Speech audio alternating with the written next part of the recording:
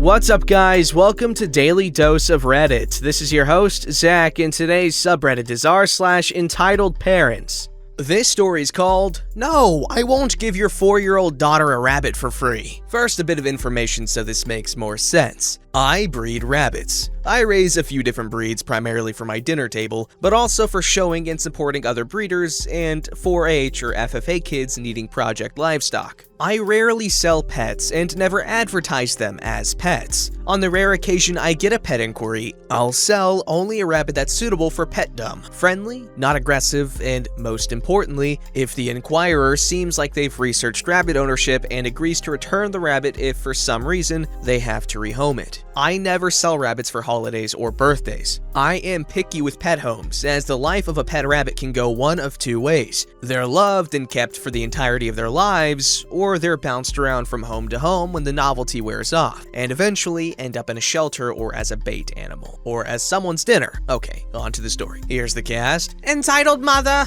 Entitled and loud mother. Little kid. 4 years old. Was cute and didn't do anything wrong. Friend. My friend and show buddy. And then me. I was at a rabbit show with a friend. It was midday and we had finished 2 of the 3 shows taking place that day. It was lunch break and friend and I were finishing up our sandwiches and were prepping our show lineup for the last show, when this rather large woman, entitled mother, and her little kid, approached our setup, looking at the rabbits I had on my grooming table. "What an adorable bunny! Look at the bunny, little kid! Oh!" "Thank you." It was a very cute rabbit, lopped ears and all white with blue eyes. "How much is it?" "Oh, this one isn't for sale. He's one of our show rabbits." Notes: I had a chalkboard with the available rabbits listed. Most of the sales that take place at the shows are other breeders and 4-H FFA youth breeder and showers. At this point, I had no clue if entitled mother was a breeder or if she was looking for a rabbit appropriate for her child to show. It was rare that people showed up looking for pets at a show, since most of the available are rabbits that will be priced for show or breeding, and depending on quality, can be quite pricey. I pointed out my chalkboard and told her I could show her whoever she was interested in. She balked at my prices. "Why are they so expensive? Those are absolutely ridiculous prices." My cheapest rabbit was $60. The most expensive was $200. They're priced off quality. If you want a decent show rabbit, they'll be more than a brood quality rabbit. "I just want a pet for little kids, so you don't need to charge us so much." "Oh, I see. Unfortunately, none of the rabbits I brought are appropriate for a small child's pet." "What? Why?" "The big ones are friendly but weigh over 12 pounds. They're too big for a little kid to handle easily. The little ones are aggressive. They require an experienced handler. They aren't friendly or cuddly at all and aren't available for pet homes. They're available to other breeders." "But they're so little. What harm can they do?" I hold a pen in front of one of the small rabbit's nose. It chomps down and tries to pull the pen from my hand. They're bred to be high-strung, so they pose upright and rigidly. The breed is generally not a good pet breed. "Fine, we'll take a big one." The 2 I have available are $150 and $200. Both are proven and registered grand champions. "I am not paying that much for a rabbit. You are out of your mind." I am not going to lower the prices. They are worth it and will be great addition to any breeder's herd. They really are too large for little kids to safely handle anyways. If they don't feel secure while being held, they will kick out of fear. Such a large rabbit could seriously hurt a small child.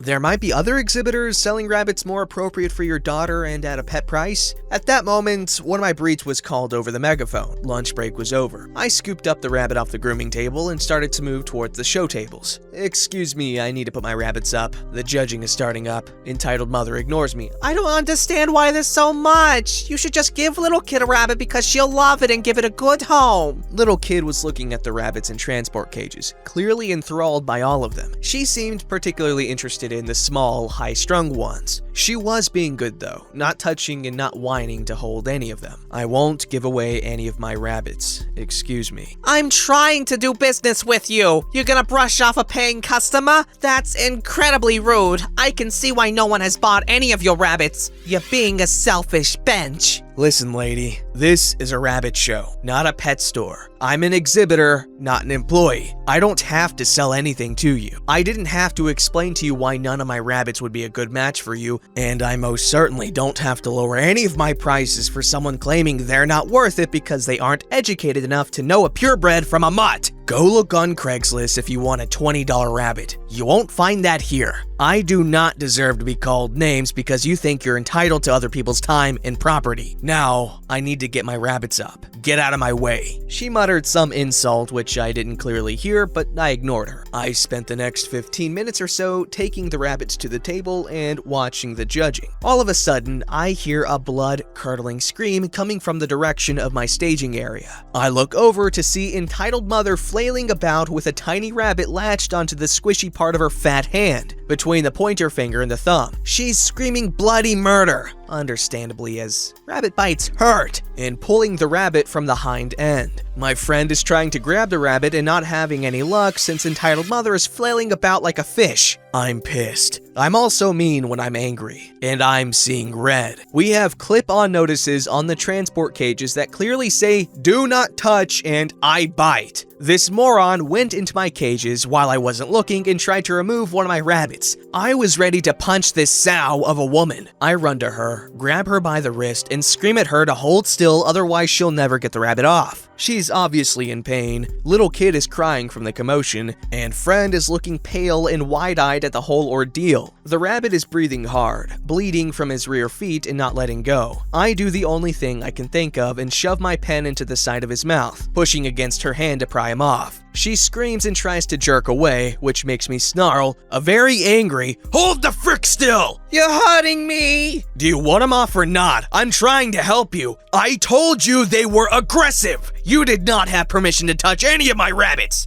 Off pops the rabbit, wild-eyed and panicked. Back into his carrier he goes. He now looks very smug.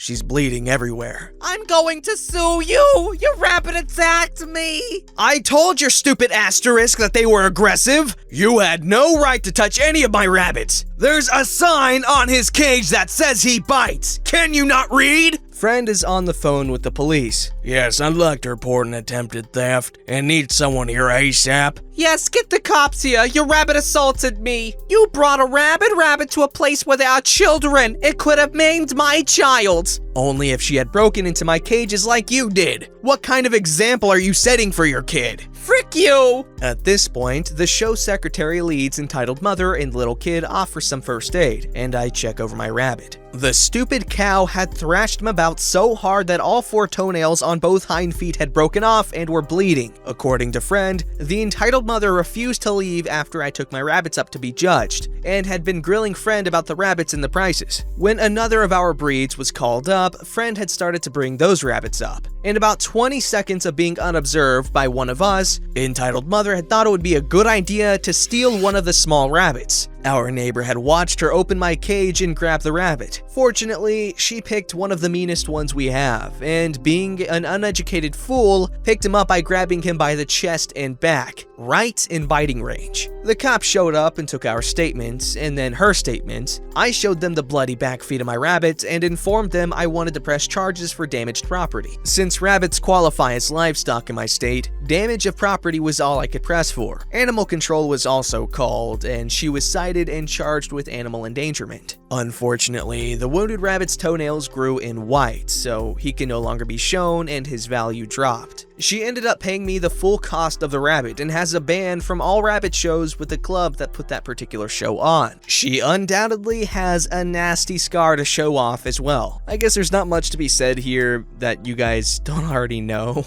but goodness gracious, people are stupid.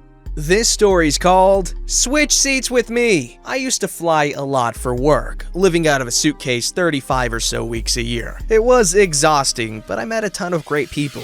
This story is about one who wasn't. A lot of people think the big benefit of flying a lot is the miles, and miles are great, but when you fly often enough, the real benefit is the status program. The airline I flew most often had a program where they would give free upgrades to first class. The airline would sell as many first class seats as they could, and if there were any unsold, would give them away to the most frequent flyers. Often, I'd get the upgrade a day or two in advance, but sometimes I would be on standby for the upgrade, especially for US cross-country flights, and have to wait until shortly before boarding. So I'd have a coach seat, and if something opened up, they'd call me up shortly before boarding and upgrade me, which is what happened this time. The gate agent called me up and, with a smile, says, "Good news, OP. Looks like we can upgrade you." We had a pleasant conversation. I thanked her and took my seat. Unbeknownst to me, we weren't the only two people paying attention to that exchange. Boarding begins, and I settle into my window seat. Nobody sits next to me, and with first class boarding first, that probably means nobody is sitting there. Perfect. I can spread out a bit while I work. About 10 minutes go by when a woman with a child in tow stops by me. She says, "Excuse me," and gestures at the folder I had put on the aisle seat next to me. I apologize and pick up my folder, and her son sits down and she says, "You need to change seats with me." Poor manners, but whatever. Switching seats on a plane happens all the time. I figure she and her kid were separated for whatever reason. It happens a lot with upgrades, and obviously want to sit together. No problem. Okay, where's your seat? She hands me her boarding pass, 26F or something. Assuming she had gotten upgraded but handed me the wrong boarding pass, I said, "This is your coach seat? Where are you sitting up here?" "There," she says, pointing to my seat. "No, I mean, what is your assigned first class seat?" "I am going to sit with my son." "No problem. What is your first class seat and I'll move." "Look, there was a mistake in upgrades. We have these seats." I start to talk again and she snaps, "Why are you being such a butthole?" This gets the attention of the flight attendants. I don't know if Reddit has a flight attendant horror story subreddit, but it should, precisely for people like this. The flight attendant comes over. "Is there a problem?" "Yes, he won't change seats with me." "Sir?" she says with a puzzled look on her face.